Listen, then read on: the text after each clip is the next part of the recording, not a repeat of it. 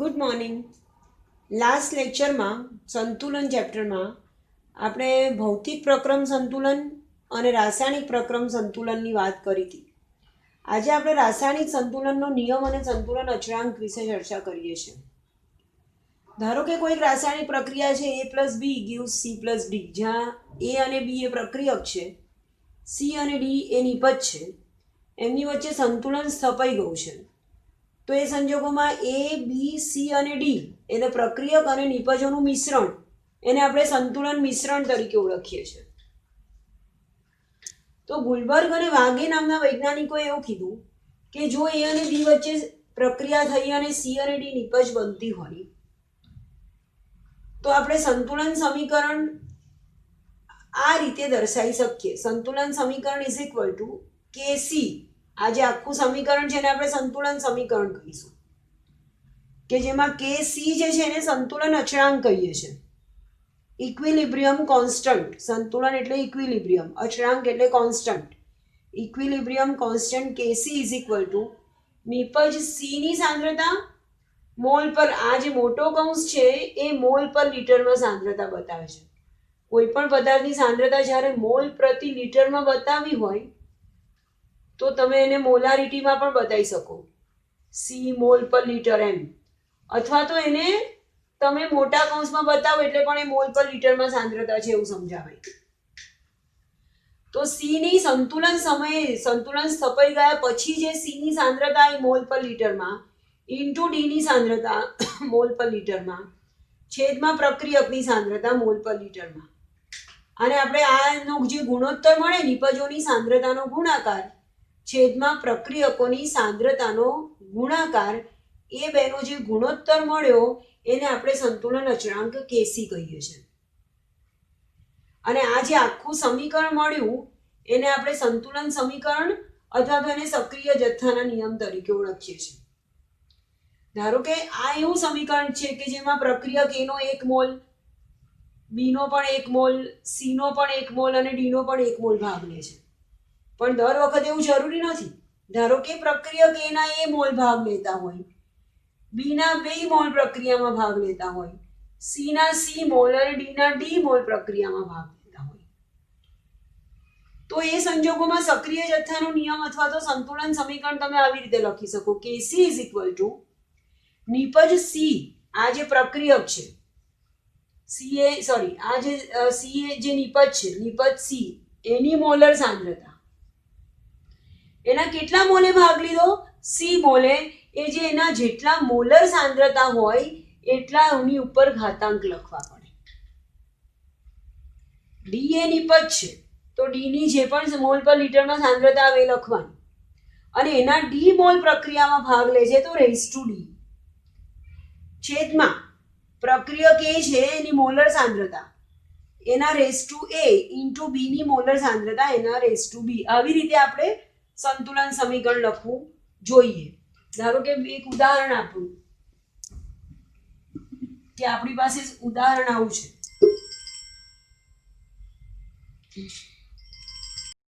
દાખલા તરીકે આપણી પાસે કોઈ સમીકરણ છે H2 + I2 gives 2HI, કે જ્યાં H2 નો 1 મોલ અને I2 નો 1 મોલ પ્રક્રિયામાં ભાગ લે છે અને HI ના 2 મોલ બને છે. તો આ સમીકરણ માટે મારે જો KC લખવો હોય તો KC એટલે સંતુલન અચળાંક બરાબર નિપજોની સાંદ્રતાનો ગુણાકાર છેદમાં પ્રક્રિયકોની સાંદ્રતાનો ગુણાકાર. તો HI ની મોલ પર લીટરમાં સાંદ્રતા લખી, આ મોટો કૌંસ મોલ પર લીટર બતાવે છે, એના 2 મોલ પ્રક્રિયામાં ભાગ લે છે તો અહીંયા રેઝ ટુ 2 કર્યા, છેદમાં H2 નો 1 મોલ છે તો રેઝ ટુ 1 લખું કે ના લખું, અને I2 નો 1 મોલ છે તો રેઝ ટુ 1. તો આને આ જે છે એને સંતુલન સમીકરણ અથવા તો સંતુલન અચળાંક કહીએ છીએ. સક્રિય જથ્થાનો નિયમ કહું કે સંતુલન સમીકરણ કહું, એને આપણે સંતુલન અચળાંક KC વડે બતાવીશું. ધારો કે બીજું એક ઉદાહરણ છે આપણી પાસે N2 + 3H2 gives 2NH3, કે જ્યાં બધા જ પ્રક્રિયકો અને બધી જ નિપજો વાયુ સ્વરૂપ છે. તો એ સંજોગોમાં સંતુલન અચળાંક શોધવાનું સૂત્ર છે નિપજ NH3 ની મોલ પર લીટરમાં સાંદ્રતા અને એના 2 મોલ પ્રક્રિયામાં ભાગ લે છે તો રેઝ ટુ 2 છેદમાં N2 ની મોલ પર લીટરમાં સાંદ્રતા રેઝ ટુ 1 અને H2 ની મોલ પર લીટરમાં સાંદ્રતા, તો અહીંયા હાઇડ્રોજનના 3 મોલ ભાગને છે તો રેઝ ટુ 3. તો આવી રીતે આપણે એનો સંતુલન અચળાંકનું સૂત્ર બનાવી શકીએ. એવી જ રીતે ધારો કે આપણને આપ્યું છે 4NH3, આ કોઈ સમીકરણ આપ્યું છે અને એના માટે તમારે કેસીની વેલ્યુ મૂકવાની છે, કેસીને સૂત્ર કરતા કરવાનું છે અને બધા પ્રક્રિયક અને બધા નિપજ અહીંયા મેં વાયુ સ્વરૂપ છે એવું ઉદાહરણ લીધું છે. તો કેસી બરાબર નિપજ NO ની મોલ પર લીટરમાં સાંદ્રતા રેઝ ટુ 4 ઇન્ટુ H2O પણ ગેસિયસ ફોર્મમાં છે, એની મોલ પર લીટરમાં સાંદ્રતા રેઝ ટુ 6 છેદમાં પ્રક્રિયક NH3 ની મોલ પર લીટરમાં સાંદ્રતા રેઝ ટુ 4 અને ઇન્ટુ O2 ની મોલ પર લીટરમાં સાંદ્રતા રેઝ ટુ 5. તો આ આપણે એનું કેસીનું મૂલ્ય સૂત્ર શોધી નાખ્યું. હવે એક બીજું તારણ, બહુ ઇન્ટરેસ્ટિંગ તારણ તમે એવું કાઢી શકો. ધારો કે મારી પાસે સમીકરણ છે H2 + I2 gives 2HI અને એનો સંતુલન અચળાંક કેસી લખતા હવે તમને આવડે છે. HI ની સાંદ્રતાનો વર્ગ છેદમાં H2 ની મોલ પર લીટરમાં સાંદ્રતા ઇન્ટુ I2 ની મોલ પર લીટરમાં સાંદ્રતા. આના સંતુલન અચળાંકને હું કેસી કહું છું અને આ કેસીની વેલ્યુ છે. હવે ધારો કે હું એનું પ્રતિગામી પ્રક્રિયા લખું છું.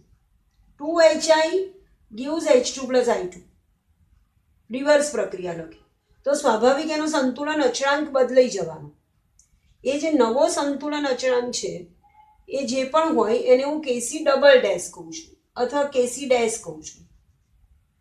અલગ છે એટલે એને કેસીને બદલે કેસી ડેશ કીધું.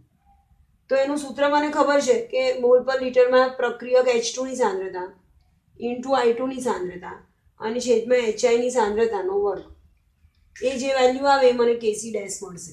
આ પ્રક્રિયાનો, આના પ્રતિગામી પ્રક્રિયાનો સંતુલન અચળાંક. પણ મને એવી પણ ખબર છે કે આ જ વસ્તુ જે છે H2 into I2 upon HI નો સ્ક્વેર, એને હું આવી રીતે લખું 1 અપોન HI નો square upon H2 into I2. તો this is equal to this. આ તો એકનું એક જ થઈ ગયું. પણ આ તો શું છે? આ તો કેસી છે.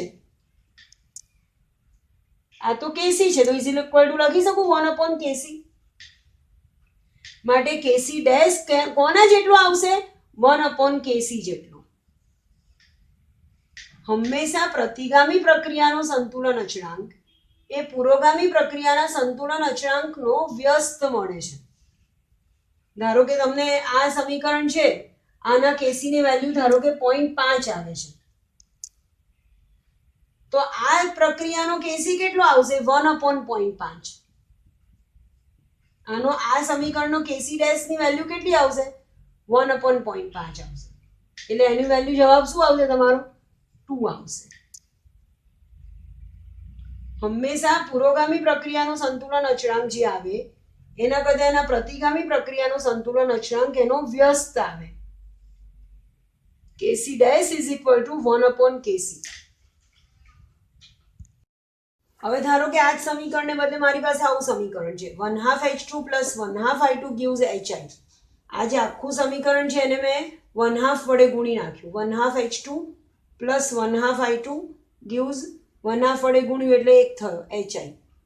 અને આનો સંતુલન અચળાંક પણ અલગ જ આવવાનો. ધારો કે એનો નવો સંતુલન અચળાંકને હું કેસી ડેશ ડબલ ડેશ કહું છું. તો આ સમીકરણનો સંતુલન અચળાંક છે KC double dash is equal to HI ની સાંદ્રતા રેઝ ટુ 1 છેદમાં H2 ની સાંદ્રતા રેઝ ટુ 1/2 ઇન્ટુ I2 ની સાંદ્રતા રેઝ ટુ 1/2. આ કેસી ડબલ ડેશની વેલ્યુ આવે. પણ મને એવી ખબર છે કે આ જ વસ્તુ આવી રીતે પણ લખી શકું. HI ની સાંદ્રતાનો સ્ક્વેર છેદમાં H2 ની સાંદ્રતા ઇન્ટુ I2 ની સાંદ્રતા અને આખાના રેઝ ટુ 1/2 કરું તો પણ મને જવાબ તો આનો આ જ મળવાનો. પણ આ વેલ્યુ, આ તો ખરેખર શું છે? HI raise to 2 into H2 upon H2 into I2. આ તો શું છે? કેસી છે. અને આ કેસી રેઝ ટુ 1/2 કર્યું. This is equal two KC double dash. તો આખા સમીકરણને મેં જ્યારે 1/2 વડે ગુણ્યો તો ગુણેલા સમીકરણનો સંતુલન અચળાંક એ મૂળ સમીકરણનો જે સંતુલન અચળાંક હતો એના રેઝ ટુ 1/2 જેટલો આવ્યો. ધારો કે આ સમીકરણને હું 2 વડે ગુણું છું તો મને સમીકરણ મળે 2H2 plus 2I2 gives 4HI. આનો જે સંતુલન અચળાંક છે એને હું ધારો કે KC ટ્રિપલ ડેશ કહું છું, જે પણ તમે કહેવું હોય એ કહી શકો. તો આ સમીકરણ ખરેખર મારું ઓરિજિનલ સમીકરણ કયું હતું? H2 plus I2 gives 2HI. એને મેં કેટલા વડે ગુણ્યા? 2 વડે. તો નવા સમીકરણનો સંતુલન અચળાંક એ મૂળ સમીકરણના સંતુલન અચળાંકને 2 વડે ગુણ્યો તો KC raised to 2 is equal to KC triple dash આવશે. ધારો કે મારી પાસે નવું સમીકરણ છે NH2 plus NI2 gives 2NHI.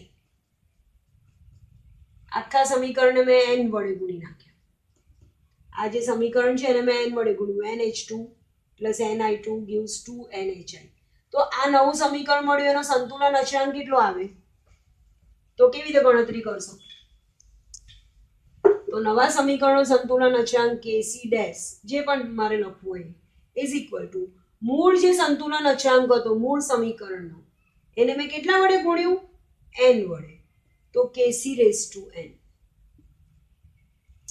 મૂળ સમીકરણને જેટલા વડે ગુણો એટલા રેઝ ટુ કરી દો એટલે નવા સમીકરણનો સંતુલન અચળાંક મળે.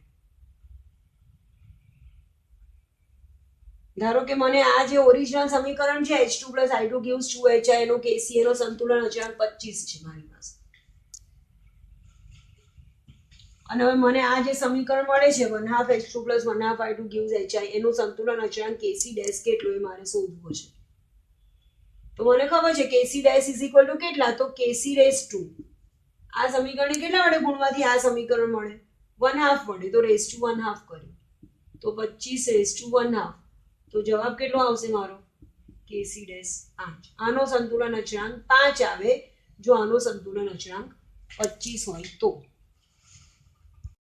ટૂંકમાં એવું સમજો છો કે જો સમીકરણ AA plus BB gives CC plus DD હોય અને એનો સંતુલન અચળાંક KC હોય તો એનો વ્યસ્ત સમીકરણ અથવા તો એનો પ્રતિગામી પ્રક્રિયા CC plus DD gives AA plus BB એનો સંતુલન અચળાંક 1/KC જેટલો થશે.